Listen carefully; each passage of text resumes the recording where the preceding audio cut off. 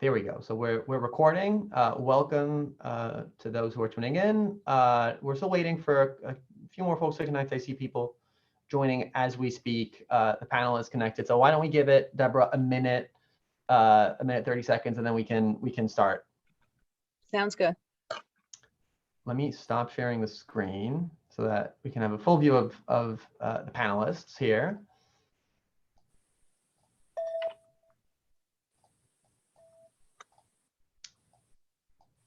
Okay, terrific. Welcome, everybody. Good afternoon to those in the US, and good evening to those in Europe, and good morning to those on the West Coast. We have a quite geographically diverse panel today, and also audience. I know folks are connecting from all over, as has been customary for the past year. I think for the site, it's been interesting to see.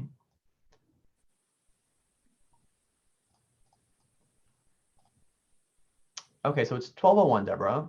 And I know we have lots of things to talk about. So why don't we get started? And then I see more and more folks coming in, but the recording will be available. So why don't we start? Just so we maximize our time here together.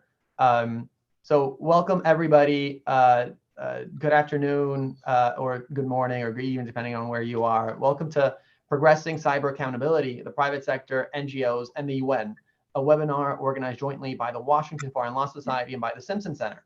I am Michael Todori, president of the Washington Foreign Law Society. The Washington Foreign Law Society was founded in 1952 to promote knowledge and understanding of international legal matters, comparative legal issues, and foreign law. It serves as a forum for discussion among legal professionals serving in public and private capabilities within a diverse range of organizations, including international organizations, law firms, the US government, foreign missions, NGOs, academic institutions, and many more. Our co-host today is the Simpson Center, a think tank based in Washington, D.C., with offices in Brussels and non-resident fellows around the world. For 3 decades, Simpson has been a leading voice on urgent global issues. This is the 6th in a series of events that the Washington Foreign Law Society and Simpson have jointly produced to examine and discuss legal accountability in cyberspace. And if you haven't followed our prior events, I do encourage you to go on the Washington Foreign Law Society website to take a look. All the videos are up, and you can watch the recordings as you please. Today's event will be moderated by Deborah Decker, and Deborah is a senior advisor at the Simpson Center and a member of the Washington Foreign Law Society Board of Governors. A couple of housekeeping notes before I let Deborah introduce our distinguished panelists. First, participants will be muted during the webinar, but you will be able to communicate with us via the Q&A function at the bottom of your screen. And please send any questions to the panelists using that function, and we'll try to get to them at the end of the session if there's time. As a reminder to everybody, the session is being recorded. And again, prior recordings are available on the website if you want to watch them. And finally, don't forget to follow the Washington Foreign Law Society on LinkedIn and Twitter, and our handle is at WFLS1952. And one final note before I leave the floor to Deborah, do consider becoming a member of the Society. There's a discounted rate for students and government nonprofit employees. We'll put the link in the chat box underneath your screen. I think it's an interesting society to be involved in, to say the least. So that being said, Deborah, the floor is yours. Thank you so much, Michael. So in this series, Promotion of Accountability in Cyberspace, today we're going to look at what the UN's 2019 to 2021 Open-Ended Working Group on Developments in the Field of Information and Telecommunications, or OEWG and ICT as it is known, accomplished, as it was really unique in including all stakeholder groups and discussions. And we're going to consider how we can support further efforts, especially as a new OEWG's first substantive session begins Monday. I'm really happy to have with us today His Excellency Ambassador Jörg Lauber. He's the permanent representative of Switzerland to the United Nations and other organizations in Geneva. We especially welcome him because prior to this important posting in Geneva, Ambassador Lauber served from 2015 as permanent representative of Switzerland to the United Nations in New York, where he chaired the 2019 to 21 OEWG on ICT. Sorry for all the acronyms, but you understand what I'm saying. As I mentioned, this was the first time all states, the private sector, NGOs, and others were included in such UN discussions. Ambassador Lauber not only is a policy expert, but he also is well-versed in the ways of law. having a law degree from the University of Zurich and having worked with the International Criminal Court in The Hague. We are also pleased to have with us Alison Pitlack. Alison is manager of the disarmament program of the Women's International League for Peace and Freedom. The League was established in 1915 and works toward injecting a feminist viewpoint to building a more secure world. And Michael, please add a link to the organization and to Alison's program, the disarmament program there. Thank you, in the chat. I met Alison through her efforts to ensure that civil society is involved in the OEWG, and Stimson Center was involved. This follows on some of her early research on cyber conflict between states. So thank you both for joining us today. First, I want to start with providing some high-level information. We have on what the UN cyber discussions are about across the UN's different committees, not just this one effort that it's been. So maybe Ambassador Lauber, you can set us, you can start off with giving us a very high-level overview of the processes that you worked on and that you know about within the distinct UN bodies. Thank you so much, Deborah. Thanks, Michael, for having me, and always great to be on the same panel with Alison. Maybe can we call it general instead of high level? That makes me a little nervous. But what I can try to do, and I already want to apologize to all those who are, of course, very familiar with what's happening. Maybe just a few lines and words about what was happening at the UN in two different committees of the General Assembly on two different tracks, what happened and what is happening now, to get the discussion rolling. You referred to the open-ended working group, and this belongs to the peace and security track. There are currently two, as I mentioned, two committees looking into cyber technology related issues. The mandate of the group I was happy to chair really comes out of this peace and security sector. You said, as you mentioned, it was the first time that we had an open-ended working group starting in 2019. Open-ended doesn't mean, what it means is that it's open to all member states of the United Nations. And that was a first. We didn't start at zero though. And UN actually dealt with the impact of cyber technology on peace and security since 1999, when they adopted the first General Assembly resolution. And subsequently, they had 6 what they call group of governmental experts. These are usually groups of, I think it started out with 15 experts. It went up to 25, and it's in its 6th incarnation.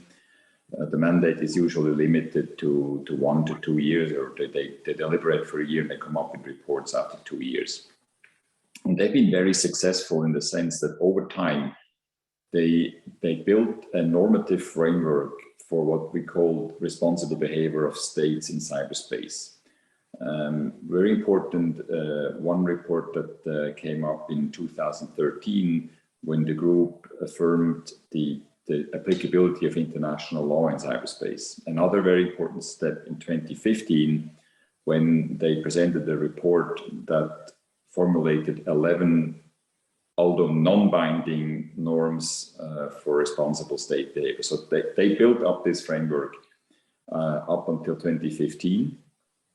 The 5th of those groups that was launched in 16 or 17. Anyway, they were not able to agree. So we had the last consensus on this normative framework in 2015.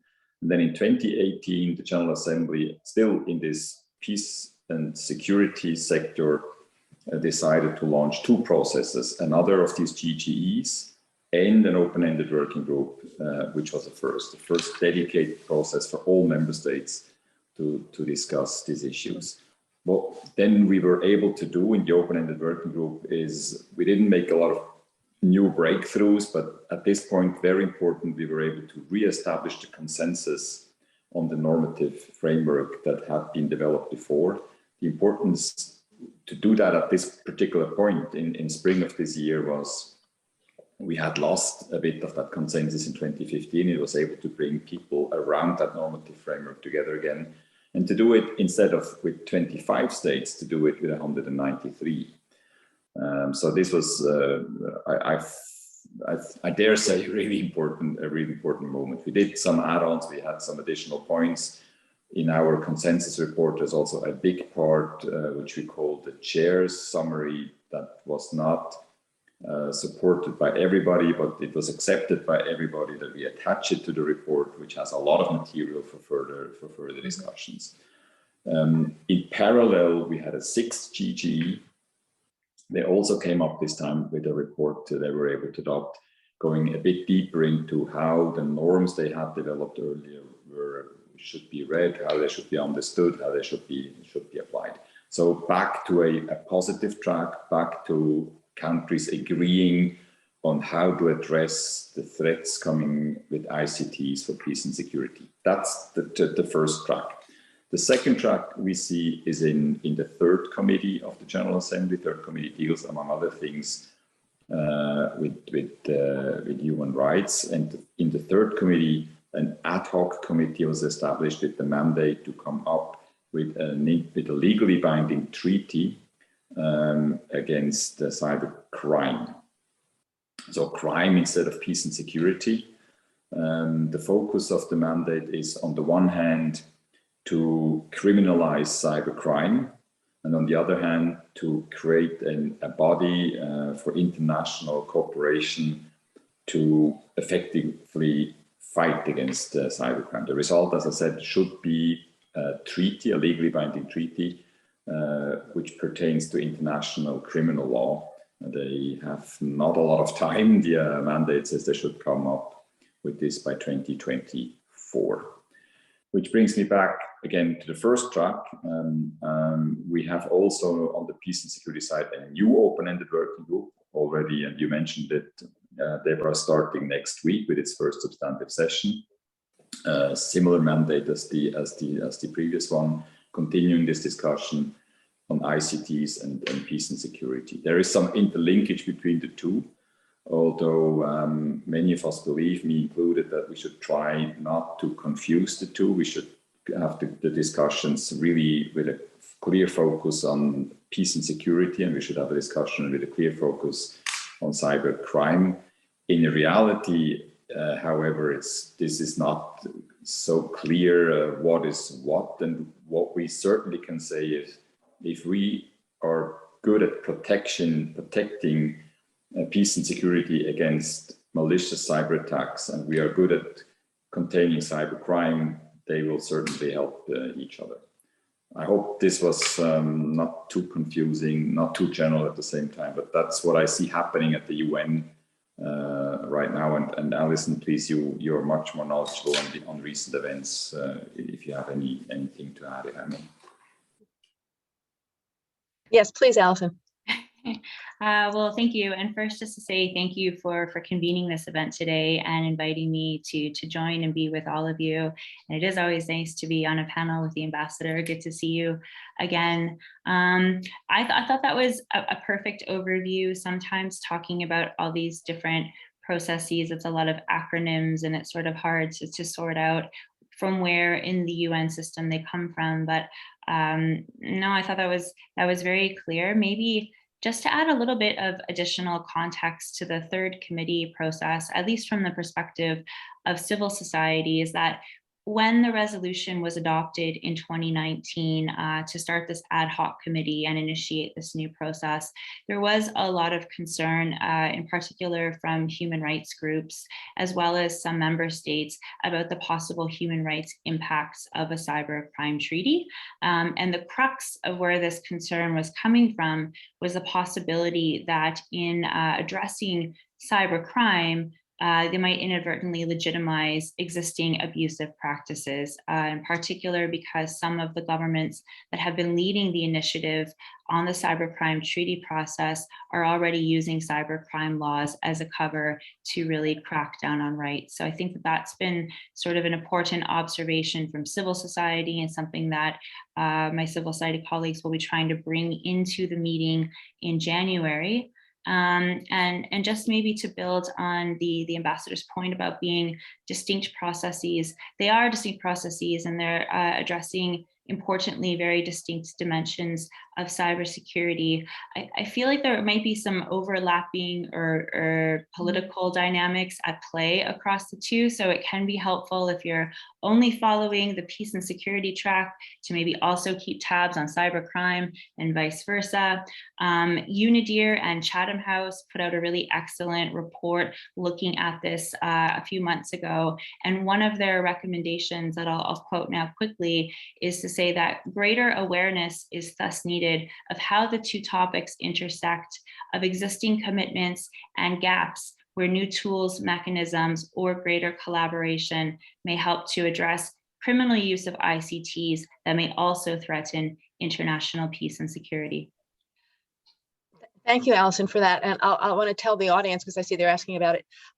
What we do is that after we post the YouTube, the videos of these, we also will post a reference to all the things that we discussed more comprehensively. So Allison will be able to put that in there. And also, I want to note that one of the first things that Ambassador Lauber did, you did a background paper on existing UN bodies processes related to the mandate. So there's a whole host of information in that we'll give you. In addition to that, there was I just want to mention the 6th committee, mainly because that works on legal affairs, and that's where Ambassador Gafoor from Singapore, who will be chairing the new, or is chairing the new OEWG, he was the lead of that for a time. So that will be a very interesting element to bring in too, because they traditionally have done some draft conclusions on identification of customary international law. And one of the things that had come out of one of our earlier series, and I also had mentioned to you, Ambassador and Michael, was that there was a statement about how states stating what they're doing when they're accusing someone of, or a country of an act, that their statement of citing international norms and laws within that context is a very important thing to do to build up international law. So that'll be something to watch too. And I want to just take a minute also to build on Ambassador Lauber's comments on reaching consensus. Seeing all these stakeholders in the room and all the countries there, let alone us other people, coming from civil society. And the US showed up, even though they were not necessarily supportive of the parallel process. And one of the things I just want to read 2 comments from the final report. Ambassador Russia said, "I welcome the effort and devotion of our chair, Ambassador Lauber. He has done a fabulous and historically important diplomatic job. So congratulations on building consensus from so many different countries." But the one I really liked was from South Africa, who gave a beautiful assessment. It said, "The report does not make us happy, but it gives satisfaction." So thank you for your remarkable feat. I just want to talk a little bit further about other accomplishments. In addition to simply building consensus, Canada had a long recommendation on guidance for implementation of norms, as did Ecuador and South Korea. There's the whole program of action that was put forward by France and Egypt primarily, and more have added onto it. And one last point, Liechtenstein was one of the only countries who mentioned that it was regrettable that no one talked about accountability for violations of international law in cyberspace, both from a perspective of state and individual criminal responsibility. I don't know if we want to just take a few moments to discuss those points in the context of what's going forward in the new OEWG, and which has been mandated, quote, "to continue as a priority to further develop the rules, norms, and principles of responsible behavior of states and the ways for their implementation, and if necessary, to introduce changes to them or elaborate additional rules of behavior." So I invite you, Ambassador, to maybe do some remarks on some of the additional successes of what you did. Thank you very much. So many things, not about the successes, but looking forward, or looking what should or can happen. But before I forget, you mentioned Liechtenstein's position on their, in general, very strong on international criminal law. And there's another report out there you may want to reference. They actually prepared a report. It's called the Council of Advisors Report on the Application of the Rome Statute of the International Criminal Court to Cyber Warfare. fairly forward-looking, but very interesting. I also say this because Switzerland was among the supporters of the report, but it was a Liechtenstein initiative, and it was really interesting. If you don't have, I can send you, I think, a copy, and you may want to reference it. Yeah, we'll add that. Looking forward, there is sort of two things. On the one hand, you mentioned how important or how difficult it was to re-establish consensus. And I think we may want to be very careful about this and try to keep on an international level in a UN, especially in a UN context. So in the further work of the open-ended working group, I think we should make an effort to preserve that consensus. Because I think that it's a value as such. We all know that cyberspace is always so strong against attacks and against abuse as its weakest links. So we need to continue making all member states aware, taking them along, making them aware of what the opportunities are, what the threats are, what the rules are out there, and try to develop this together. At the same time, I think there's also room for géométrie variable, initiatives that of like-minded countries who may want to go faster, further, who may want to talk about new norms, about forms of implementation, about what happens if in case of violations. I think these discussions should go on as well. You mentioned the program of action that was initially presented by France and Egypt, but is supported by many states, meanwhile, including my own, including by Switzerland. To the extent possible, I think it would be ideal to have to do this in a complementary way, to have these issues also addressed in the open-ended working group, but it can happen on different levels. We can also think about regional initiatives. You know, the more the better. The more these issues are being discussed, the more we look where we can make progress, the better it is, because the necessity to address the issue, the necessity to improve our protection against abuse of cyber technology in the peace and security context, in the crime context, is flagrant. Everybody who reads newspapers, who watches the news, knows that something is not right and we need to make progress. Alison, do you want to add to that, please? Yeah, I was taken by the point about being together and developing together in the conversation and in the forward development of the acquis, because I did really feel that the moments had come for this more open process. That the more closed format of the earlier GGEs had maybe started to run its course. And what I've also observed over the last few years is that at the annual first committee in October, where states are talking about peace, security, disarmament, and cybersecurity, you can see that the priority being given to this topic by a greater number of states has grown a lot, and the nuance and depth of statements and positions being shared also has. And so I really think that having the first open-ended working group as a vehicle to bring all member states into one room, one conversation to exchange about this was really timely and needed politically on this topic then. Going forward, yeah, there was, I think when I think back about the first open-ended working group, I was preparing recently a position paper going into the next one and looking back at the last one.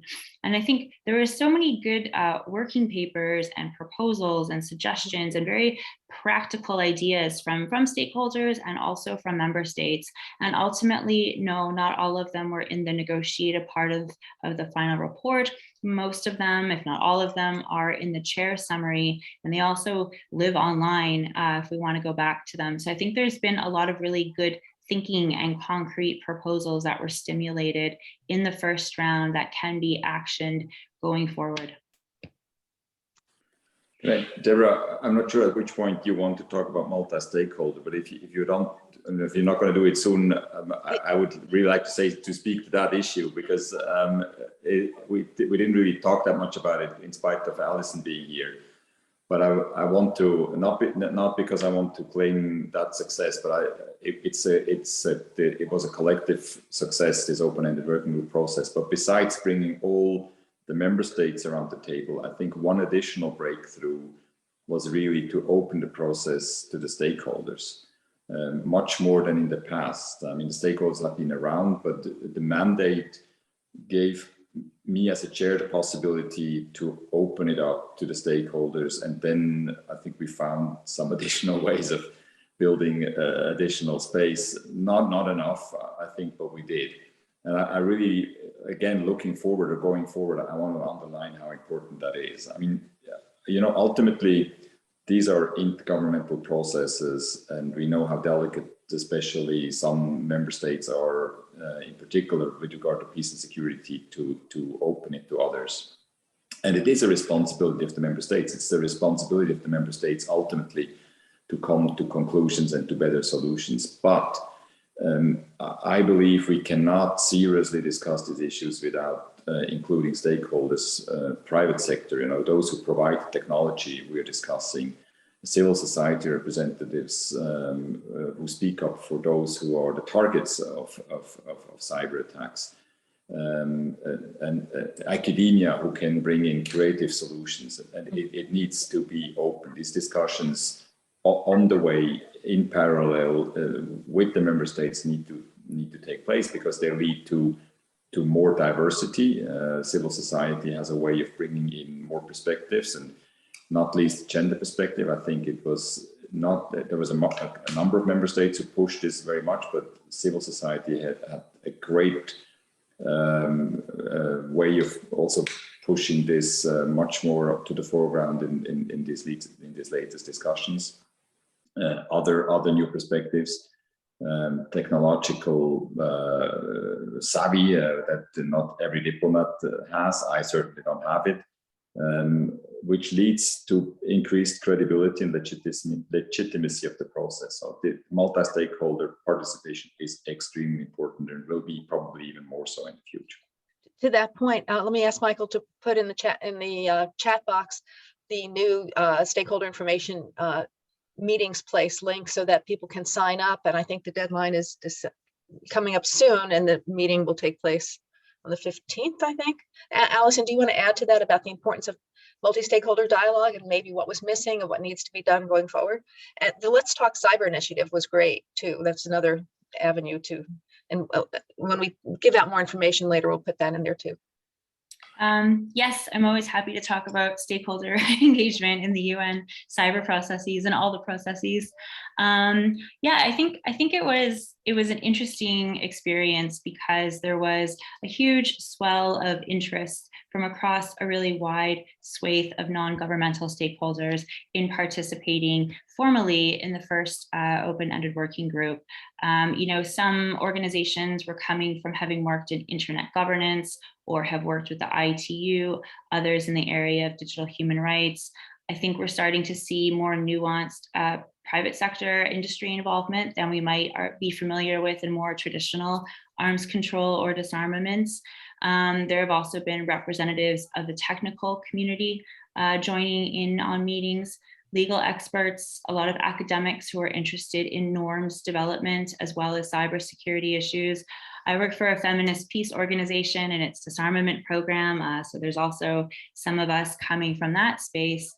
But, you know, we did, in spite of the best efforts of the chair, encounter some hurdles to our formal participation in all of the meetings that we are concerned might be a problem again in this next OEWG. And I can talk more about that in a second, if you like. But I think some general observations is that, you know, I think our involvement, whether it was through these informal other channels or through written submissions and proposals, it helped to broaden the discussion and bring in new points of view and considerations, especially in relation to the threat landscape, in articulating what a human-centric approach to cybersecurity looks like, gender perspectives. Others brought in their tangible experience from implementing cyber capacity building projects or as incident responders. And then I think that some of these obstacles we encountered jointly, I think that it has helped to maybe generate a sort of sense of community and familiarity between and among those of us who are engaging in these UN processes. Some had a history of working together before, others not so, but I think in trying to find common solutions around the barriers to our participation in some formal meetings, that we've built some trust and connection together, including with some member states, which has been really positive. Well, I personally, I mean, I really enjoyed the opportunity to meet with Kaspersky, Microsoft, and other technical representatives, Hitachi, and those who participated. I was surprised that there weren't more, but I guess there's limited bandwidth and what can happen. Ambassador, what would you advise us to do differently? I mean, we got 2-minute interventions for to say something, then we were able to send you papers and recommendations. And to Allison's point, there is so much there. I mean, even sifting through that is an effort. What could we do to make it better for the UN and easier? You don't have to make it easier. I mean, I think the civil society did really well in the process I was chairing, in a sense that they did really, the way they organized themselves, being, like, for instance, very disciplined, having not trying to have a race between different organizations who can speak and then say the same things, but being very organized, like somebody spoke on behalf of many organizations and making really good points, using whatever way of reaching out to member state delegations to bring their points across. I thought that went really well. We had this one multi-stakeholder intersessional meeting when it was still possible to meet physically, which I keep saying that was one of the best meetings I've ever experienced in the UN, because it was such a high level substantive discussion between stakeholders in the room and member states, very well put together by the Secretariat of the UN. You know what I think what member states, what the delegates, what the diplomats are looking for is really for good proposals to address the issues on the agenda, and everything creative, feasible, practical will find its way into the discussion. And I've seen many of those proposals in the 2 years of the first open-ended working group, and I think this will continue. There's so much expertise out there. Allison just mentioned it on so many different aspects. The better they fit into the discussion, in a sense that not because they have to be politically correct, but because they have to be substantive, they have to be solution oriented, they have to be practical. They will be picked up in the discussions by the member states. I'm convinced of that. I may just come in quickly. Yeah, no, I also see there's a comment in the chat about the exclusion of non-ECOSOC groups, and I feel like it is something that explain a moment ECOSOC to the people who may not know. ECOSOC, it's a body of the UN, and its ECOSOC status is a kind of a sense of being recognized by the UN that different civil society organizations can have, and it can help to facilitate your access to participate in formal meetings. And so what did happen in the first OEWG was that, when we got ready for the substantive session and the UN opened an accreditation and registration process, which is common, there were objections made to very many civil society actors who have credibility and experience and knowledge in the subject area, and they were effectively barred from participating in the formal meetings. And what I think was most shocking about it when that happened was that I've in all the years I've been going as an NGO to multilateral meetings, to see such a large number with just kind of a blanket objection. And so what we're concerned about now happening in the second OEWG is that we don't know yet what the modalities for stakeholder participation are going to be. The chair has proposed to use the same modalities as the first time, and that is what might end up happening. But I think what our hope is that if very credible non-governmental actors are being turned away from coming, that there's some transparency around the rationale for the objection. That there's a better good faith effort in implementing this. We'd like to see even better modalities, but I think if we're unlikely to get them, then we'd like to at least see the objection process be implemented in a more transparent and fair way. And so that, I think, will be decided at the outset of the substantive session next week.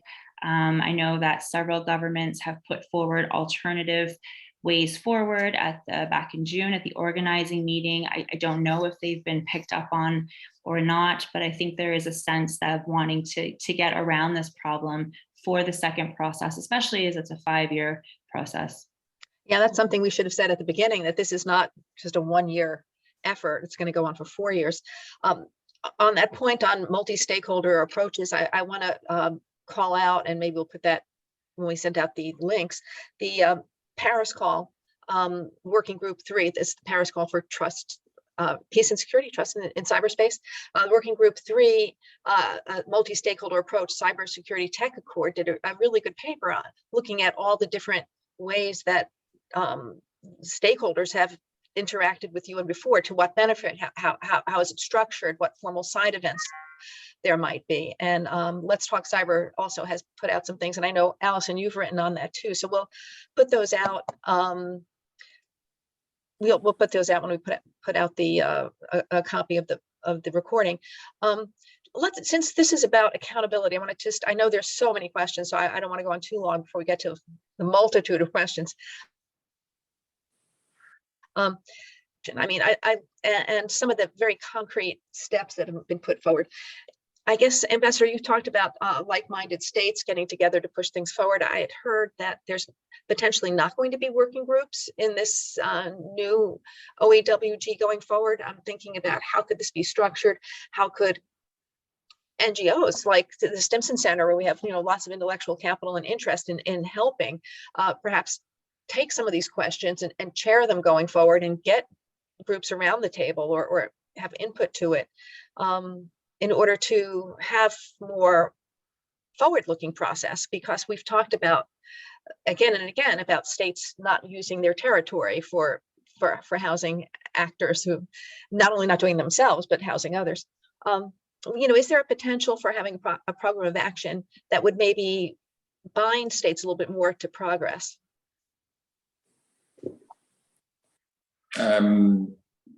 I think there is. I think these are avenues we should continue discussing. I'm not sure how easily it will be to get consensus on a General Assembly level.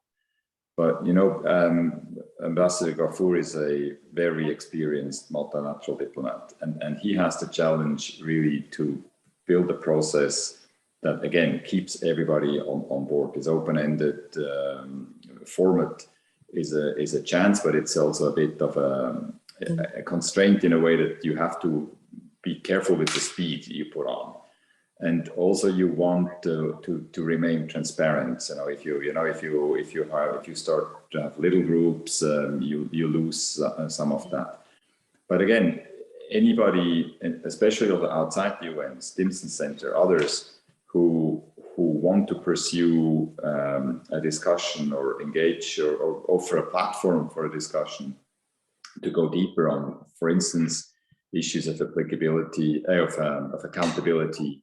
How do we technically make sure we know where an attack is coming from? How do we pursue that? How do we bring it to what kind of mechanism? The results of these kind of discussions, there are ways of playing this back to the room. They can individual member states, group of member states can bring the results of such outside discussions back in the room, that one of the beauties, I believe, of the open-ended working group is it's like a central process that continues, and around that central process, many other processes, many other discussion, many other formats can continue. And the important thing is to keep the channels open. Mm-hmm. I know for sure that many member states are willing to do that and know how to do that, and you know them and you know how to talk to them to bring it back. So yes, I think the discussions on accountability, implementation accountability should continue. Just a little side gossip. I'd heard, I haven't met the Singapore ambassador before, but I heard that he was surprised to have this new position. But I also heard that he was, like you, such an experienced diplomat that they said, please take this. So happy to see him leading this going forward. Did you want to add to this, please, Allison, about accountability and going forward and how to have progress?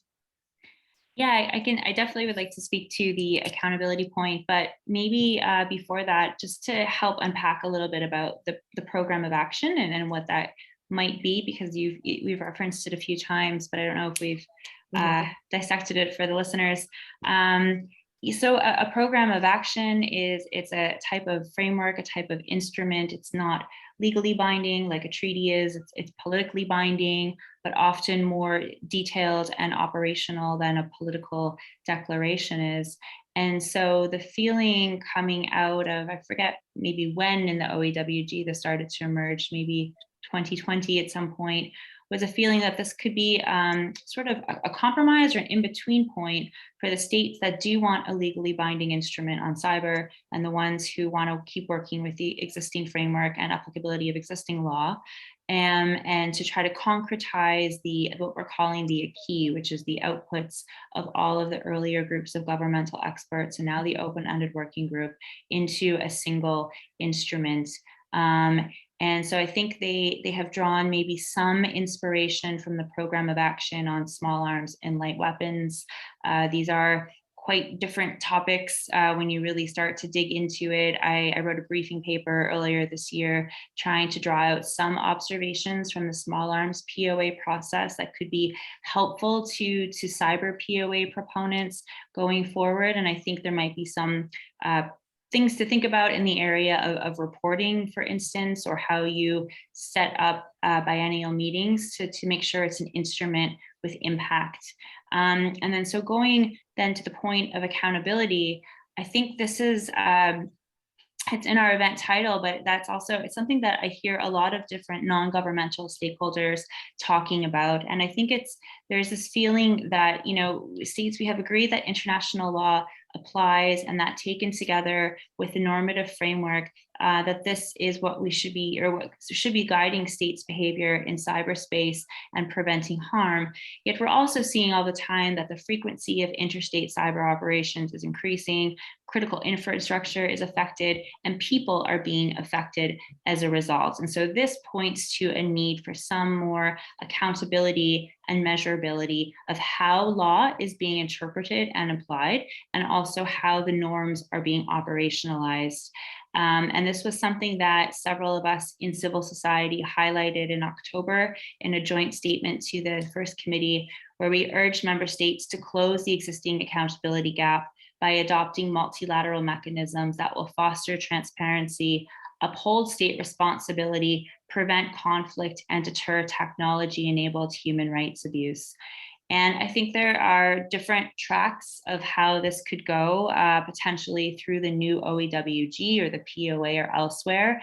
There have been proposals to create an entirely new accountability mechanism. ICT for Peace Foundation put forward a proposal to the OEWG to create something similar to the Universal Periodic Review that those of you familiar with human rights will know about.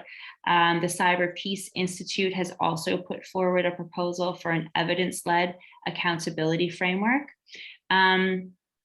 I also, Stimson, I know that you've made a recommendation for states, as you said earlier, to assert the violation of an international norm or law when they are accusing a state of egregious cyber behavior or issuing sanctions, because this helps to develop customary international law in a better way. And then I also think another track could just be using some of the existing channels and platforms that are out there. For instance, the annual reports that member states are encouraged to make to the UN Secretary General on this topic. There were even proposals in the first OAWG on how to do this in a more consistent way, through a survey, for instance. I think that was maybe Mexico and Australia coming together. So no shortage of ideas, but definitely also a lot of appetite for action. Oh, thank you so much for that summary. And we'll put all those links in the resource guide. I also want to mention UNIDIR and their cyber policy portal, which we suggested that they post those statements of states calling out egregious cyber behavior and it's violating laws and norms, and a UNIDIR publication on due diligence in cyberspace, which we'll make available. Michael, questions? I know we have a ton of them. Have you been able to? We have so many questions from the audience, and let me thank today's participants for engaging with the panel so much. It's been a very, very interactive session so far. I think that speaks to the quality of what we've been listening to today. So thank you so much to Allison and the ambassador. We won't be able to get to all the questions today. I will say that some of the questions I've seen, I think, have been addressed in previous programs we've done. So I would encourage everybody who was listening in to go back and watch those programs. But why don't I go through some of the questions that we've received before the program and during the program, and I'll call on Allison and the ambassador respectively to address them. So I think one question that was particularly interesting to me was, we're discussing essentially norm setting in an international framework, but how about enforcement? How will any of the new rules that are thought about be properly policed, given the breadth and reach of the internet and the absence of properly agreed overarching international legislation? And I think this is something that both Allison and the ambassador can speak to. I see the ambassador nodding, so I would probably leave the floor to him and then go to Allison. That was not smart for me to do that, so I didn't. I don't have really the answer to that, because it's across the board. International law has a deficit in implementation. We know that, not regardless of the issue, and we have it here as well. So in spite of different initiatives Alison mentioned, which I welcome, but to achieve like a significant agreement between a significant enough number of member states to introduce or to establish a new mechanism that would ensure establishing accountability, and then also some way of enforcement is probably complicated. I think the approach is probably going through the national or maybe a regional level, and one way I would certainly recommend is to do better in explaining why we need to do this, what's the value of doing that, what's at stake if we don't do it, and appeal or push the national governments to recognize that responsibility, but also really the opportunities and the positive that comes out of this.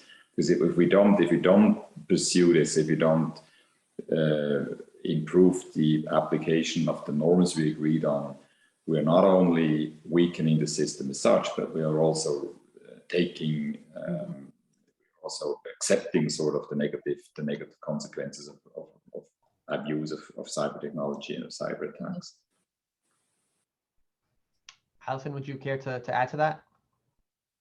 I wouldn't have a lot to add. I agree that this is an issue for all international law. It's not unique to cyber. What is maybe unique to cyber is that I think some of the sort of methods or tactics that we would use in other areas or in other issues naming and shaming, we can still do that, but it's harder to get information about cyber operations.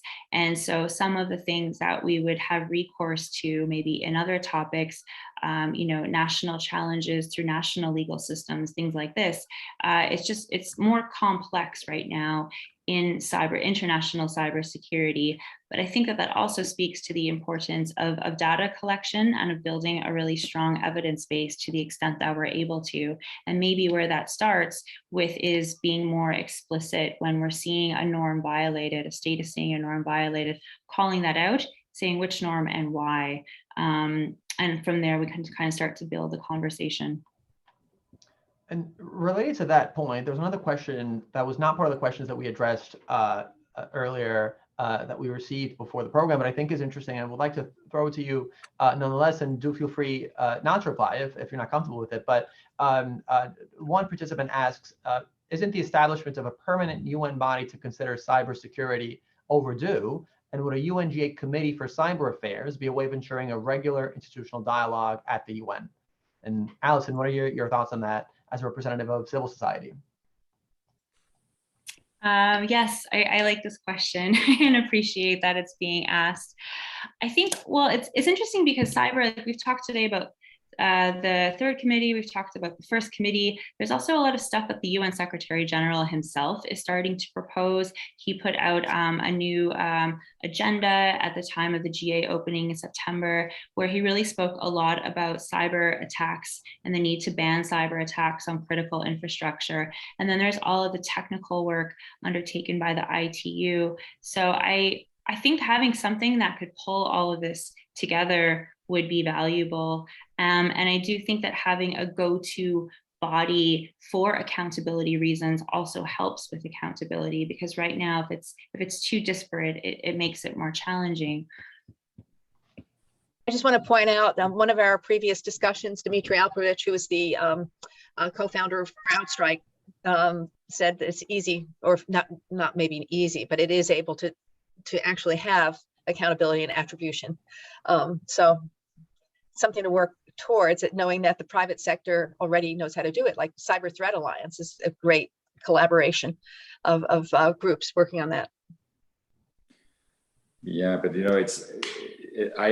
I'm not a technical expert, so I can't say whether that's how easy it is.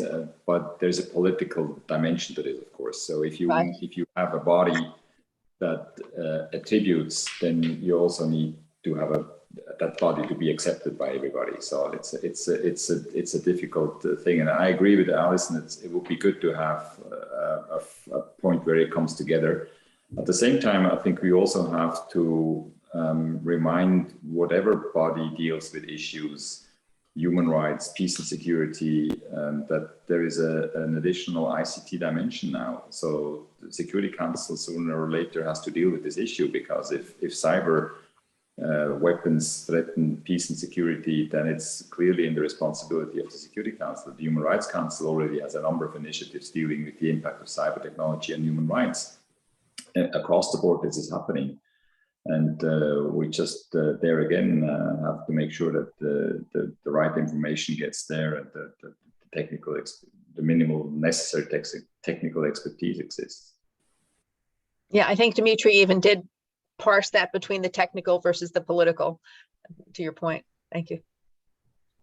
I think another question related to deterrence, broadly speaking, and the role of international norm setting is, and again, this is another question we had today, to what extent are you optimistic about developing a system of norms that actually deters nation states that shelter threat actors? And connected to that, are we headed to a world with two internets, one for the free world and one for authoritarian police states? So two different frameworks for essentially the same type of underlying network. And that was a question that we had from participants that we had received prior to the event.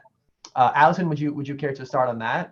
I know we're delving more in the abstract here, but I think it's interesting nonetheless. Hard questions today, but really good ones. Yeah, so I think to the question about, are we headed to a world with two internets? one for the free world and one for authoritarian police states. I think maybe, I don't have a crystal ball and I don't know, but my first reaction was that this calls to mind something that the processes that we've been talking about today are less focused on, but is coming up a lot in the human rights spaces, as the ambassador just mentioned, that are dealing with digital technology issues, and that would be spyware and other surveillance software. There are private companies manufacturing these items. They're being sold to national governments as well as other law enforcement who are using them against a range of civilians, but often civil society, human rights defenders, journalists. And interestingly, a lot of those companies then are based in Europe or US and Canada. And so I think there's also now starting to be a greater awareness of this side of the problem, and that there needs to be more action taken to curtail the manufacture, development, transfer, use of these things. Where that sits is not known. I think there's been discussions about situating that within traditional arms control regimes and fora, but maybe that doesn't feel quite right. It's been a lot on the human rights agenda as well, but maybe it needs to come back into the peace and security space as well. And then to the other question about states that are sheltering actors, there was a very interesting report put out earlier this year by the UN Working Group on Mercenaries, looking specifically at cyber mercenaries. And they invited submissions from member states and from other stakeholders as well. And when I was reading through what they put out, I think it's really interesting because they kind of get to the heart of the problem that a lot of governments are using proxy actors, which is a bit of a sheltering phenomenon, and how we can kind of crack that is very hard because it really blurs the line when you're trying to attribute legal responsibility for an operation or an action. I think we need to have a program on cyber mercenaries done at some point, Deborah. I'm not sure if you agree, but that sounds like a fascinating topic. I know we're running short of time, and the ambassador is obviously very welcome to interject in the previous question, but I also have another question that was part of the question that we received before the program. And we talked about intergovernmental processes, we talked about the role of states, but we also talked about today the role of non-state actors, so civil society. The ambassador mentioned the importance of the private sector in being part of the conversation, being at the table, academia, and so on. And I'm rephrasing the question that we received here, but how does the state maintain its centrality, I think, in ensuring peace and security in this new cyberspace? And does it have to maintain a centrality at all? Meaning, is that a redundant concept in the 21st century? And Ambassador, I'm not sure if you have any thoughts on this. We are, again, I think, straying a bit away from the focus of the program, but I think it speaks to how states can affect the processes that we're talking about alone, without the role of non-state actors. Yeah, I've been around the block for a while, for some time. Like I've been doing this for almost 30 years, and even 30 years ago, I heard that probably the concept of nation state is a thing of the past. And honestly, today it's almost stronger than 30 years ago. So I don't see a real alternative to that. I see the threats to that. I see, especially, including in this case, that technology is so much not bound by national borders. But for me, it's an additional argument for nation states to work together. And that also speaks maybe on the first part of your question about deterrence against nations sheltering cyber mercenaries. I think this is a very short-sighted policy or approach. It represents the disbelief that you can protect yourself against attacks. But when we look at it closely, whatever the level of sophistication of a society is, they are extremely vulnerable. Everybody is vulnerable against cyber attacks. So I think it's a very counterproductive policy to believe that you can outsource attacks against others to non-state actors and then sort of protect yourself. So it clearly needs the cooperation of nation states to address this, again, with the help of stakeholders. But I don't see an alternative at this point. Alice, I'm curious to hear your views about this. No, I had kind of similar reflections. It's a very big question. I think when it came in, I was thinking it could be the focus of an IR course. But I think if anything, it sort of speaks, yeah, to the need for working together, for multilateralism, and for the role of stakeholders, non-governmental stakeholders in these conversations and in developing the solutions, and that you can't go it alone anymore, if you ever could. Deborah, do you have any final words before we close? I just wanted to say Anne-Marie Slaughter, who was head of policy planning at one point in the State Department, had an interesting book about how we are going beyond nation states to have technical groups among nations, you know, the technicians and administrators kind of lead things. I thought that was an interesting way to look beyond the the historic state systems. But I think we covered a lot. There's so much more to cover. Is there one of the things we didn't get to was about the issue of espionage and cybercrime, and how traditional, that's been accepted to some extent. And there are many more questions that we didn't get to, such as, one, is cybercrime always bad? I mean, are cyber attacks always bad? Because as you know, there have been some aggressive ones to potentially stop Iran's, and that was a OT attack, the Stuxnet one. So anyway, we have lots of material for future programs. Oh yes, so we do. So I'll end there. But thank you so much for joining us, and this has been wonderful. Thank you so much, Ambassador Jörg and Alison Pitlack. Thank you so much for being with us today, and to all participants who are connected. The recording will be available online, so feel free to share it. And until next time, have a great day and obviously holiday season for all. Thank you, Michael. Thank you so much for having me. Good to see you. Bye-bye. Thanks. Thank you.